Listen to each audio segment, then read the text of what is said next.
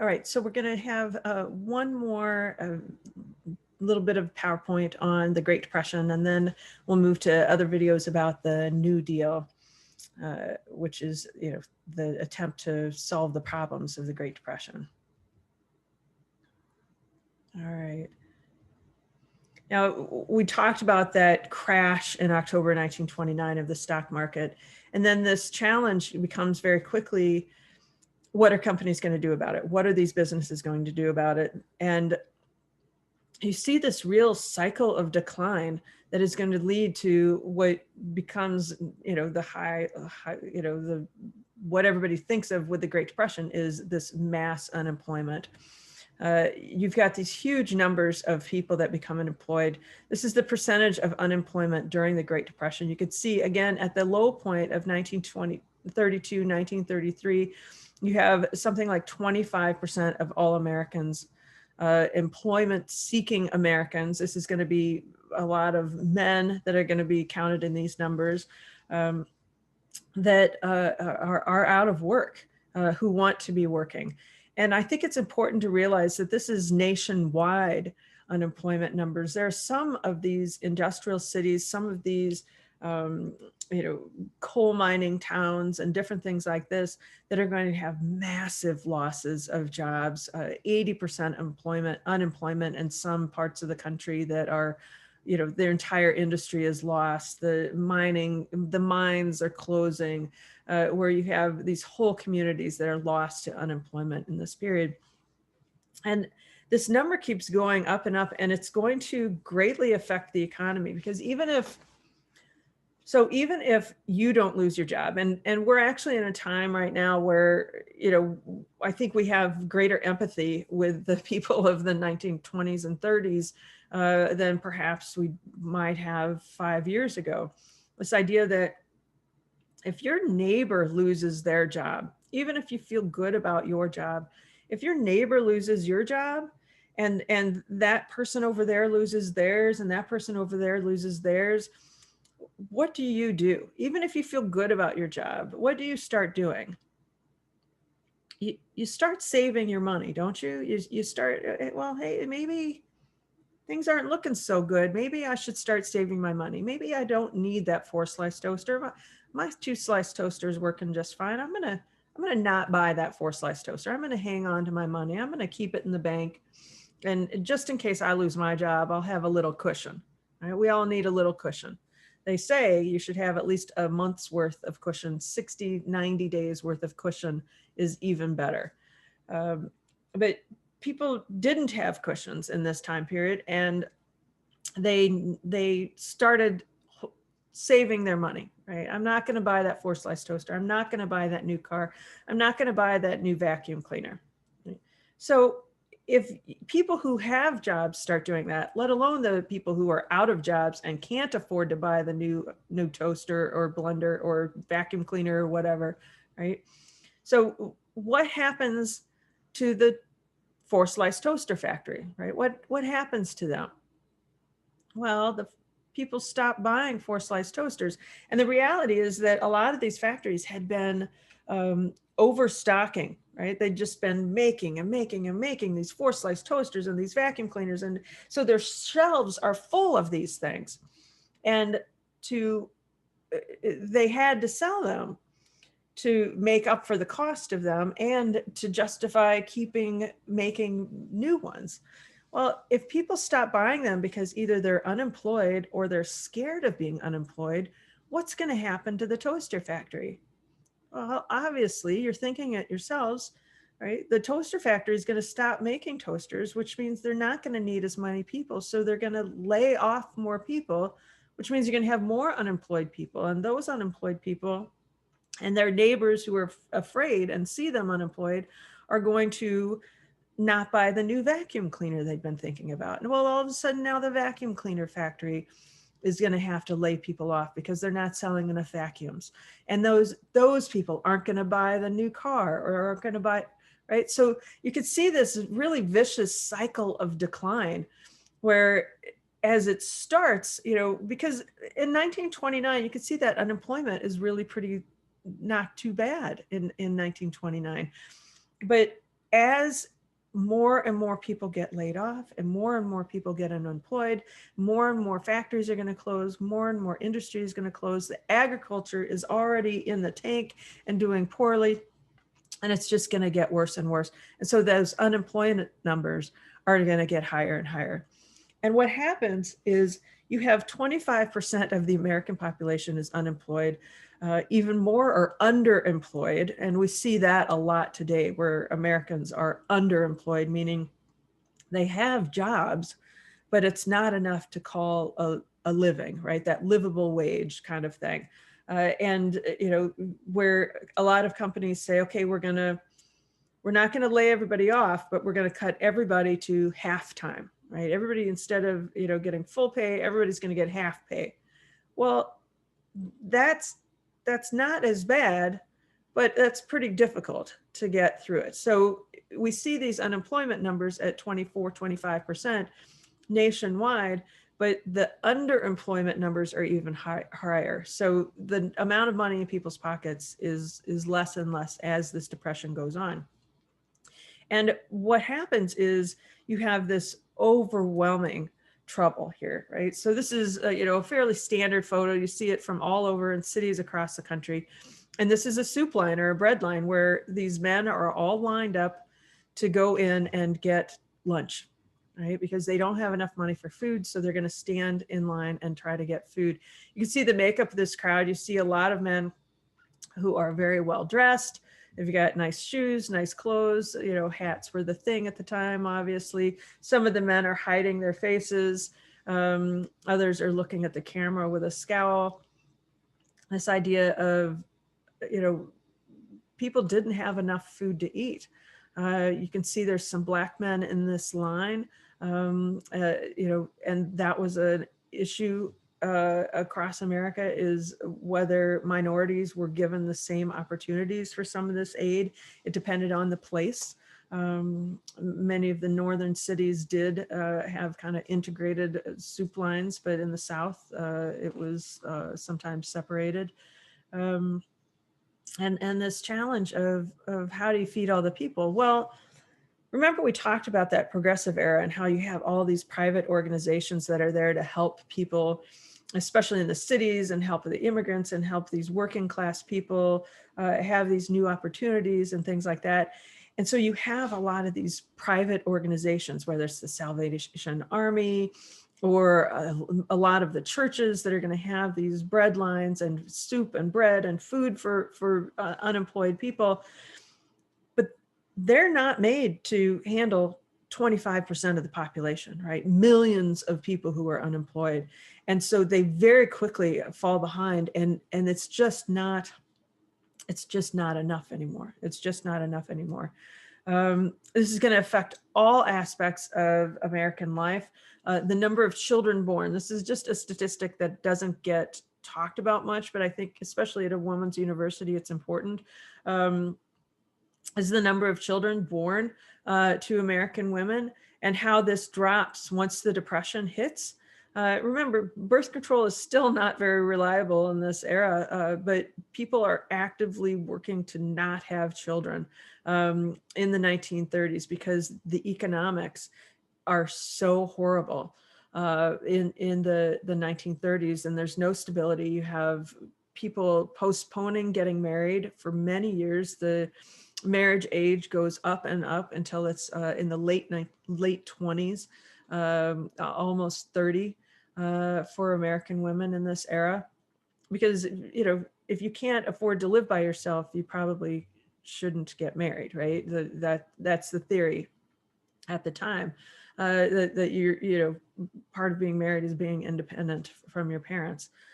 So you have a lot of people postponing childbirth or not getting married. And so the number of births in the United States drops dramatically. You'll see it rise again during the war years, dip a little, and then it's going to grow exponentially with the baby boom, which we'll talk about later. Right. So this is one of the consequences of the Great Depression. This is a shanty town, right? Or what they called it at the time was a Hooverville. The president at the time was Herbert Hoover. Poor Hoover. I always feel bad for him. He was very well respected engineer. He ran the food program in Europe at the end of World War I and saved the lives of tens of thousands of Europeans with his food distribution plans and things like that. Really respectable guy, very pro-business, but a respectable guy, great reputation. He gets elected in November of 1928. So all of those problems that were in place, he doesn't get inaugurated until March of 1929. So he's in office very little time before the crash and all of these problems, but he is thoroughly blamed for them. His handling of the crisis was the problem. Not that the crisis existed on his watch, but that he handled it so poorly. And this idea of these shanty towns, these are homeless people who've built up right outside the city and made these little temporary shelters. You have them across the country outside of cities. So they called them Hoovervilles. They called the newspapers, you take newspapers and cover up with them if you're outside and cold and homeless, you'd cover up with them, and they'd call them Hoover blankets, all sorts of things that were very negative about poor Herbert Hoover across the country. He really was the most hated man in America. My own grandfather, he's from Iowa. He was a farmer, or not a farmer, but he had lived in farming communities. His family was train engineers. They worked for Burlington Railroad, but he was the first to get to go to college, and he went for 1 year to Drake University in Iowa, was on the football team, whole 9 yards. And then the Depression hit, and he wasn't able to finish his freshman year, and never forgave Hoover for it. Whether it was Hoover's fault or not, but never went back to college. Never, the war came and he went to war and all of that. But people blamed Hoover for sure. So another big problem that's going on, and I'd really like these images and think they're pretty important for you to see, is the Dust Bowl. The Dust Bowl is a problem, and your crash course videos talks about this, but this idea of you've got all that over farming that's going on in the 1920s that we talked about, where they're just farming and farming because they're trying to catch up, trying to make money. They've got all this new technology, so they're farming more land. They're not rotating the crops like they should, where you don't grow the same crop in the same field every season, so the nutrients can recover. And then you have a huge drought on top of it. So the farming techniques over farming and a huge drought hit the United States in this time period. And we're really talking about Texas, just west of Denton, west of here, but then up through Oklahoma, particularly the Panhandle, up into Kansas and Nebraska, parts of eastern Colorado. And the drought is going to affect across the Midwest, but these are the areas that are going to be hardest hit. And I always like this image because it's two timed images. So this is Garden City, Kansas at 5:15 p.m. And in this image, you can see the lights here. You can see the cars here, right? You can see the white of the building, right? So this is at 5:15, just as they're about to be hit by a dust storm, right? This is Garden City, Kansas, the same angle, right? You can see the street lights, right? Here's the street lights again, these three lights. This is at 5:30. This is as the dust storm hit, and you can see the kind of clouds in the air. So this isn't darkness that is hit. This is dust and dirt that is hit. That's how dramatic these dust storms were. This is how dark and congested the sky could be. And imagine if you're out in this and breathing this, and what this is doing to the people. All right. Here's another example I like to show, right? This is another shot of Kansas, and you can see this is just, isn't that terrifying? This picture always scares me a little because it's just this huge, storm of dirt and debris that the winds have just picked up and gotten into the atmosphere and are blowing across the prairie of Kansas, and you know, pretty devastating. This is another one as it's just hitting these homes. And remember, they don't have windows that are seal as well as ours, and the amount of dirt that's going to be in people's homes, even if they've all made it inside. Think about the reality that you've got your cattle out in the field. You've got your horses out. You know, you may not have had time to get them into the barn if you've got a good barn, and what that's going to do to the livestock that you've got outside, and how many are going to be killed from this. Right. This is another one. I always like this one because it's got some of that light and to it. And can you see these people right here? I always kind of want to yell at them to get in the house. It's like people that stand outside and watch tornadoes. It's like, what are you doing? Right? This guy back here taking the picture is like, you're pushing it, right? You know that there's already dirt in the air near them. These folks, they're just too close, right? You could see this house is already being covered up. Like, you need to go inside. I don't like them being outside like that. So, but again, very powerful, and it puts it all to scale a little bit. You can see how devastating this is going to be. And this, again, this is just a pickup trying to outrace this storm. And, you know, this is one of those where I want to tell the photographer to, you know, get in their own car and get out of there. But really, really very devastating. Right. And you can see just the level of this. So this is one of my favorite photos, just because this is a dust storm that has come in and completely buried, you know, buried this car. There's a barn behind it that you can see. And think about this. People had planted crops, right? They had planted crops. They had, you know, were farming, and these storms come in and tear up their topsoil, tear up their crops. And then at some point they dump all of that dirt and sand onto these communities. And just, I mean, this car is literally buried in dirt and sand, and just completely destroyed. And this is where you hear the stories of the Okies and the Arkies and, you know, these farmers and sharecroppers that are going to just pick up and go, you know, try to find work someplace else because there's just nothing for them. There's nothing left for them. Many of them are in severe debt. So as soon as they can't bring in any crop at all, the banks are going to call their loans. So they're going to lose their land. They're going to lose their tractors. Everything's going to be destroyed anyway. Just an incredibly devastating reality for thousands and thousands of Americans across the middle portion of the United States.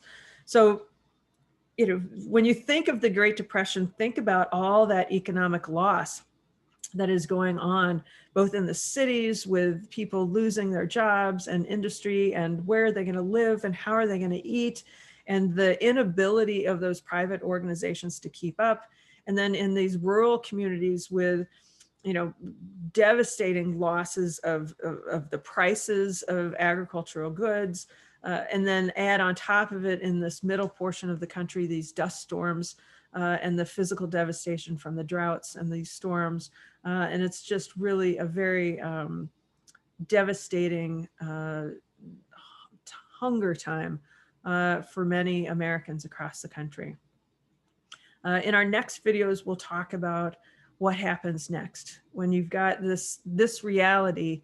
How is a country going to recover from that, and what action are they going to take? All right. Hopefully this helps give you a little basic understanding of the Great Depression, and you're reading your textbook and watching the Crash Course videos, and then we'll talk about the New Deal of Franklin Roosevelt next.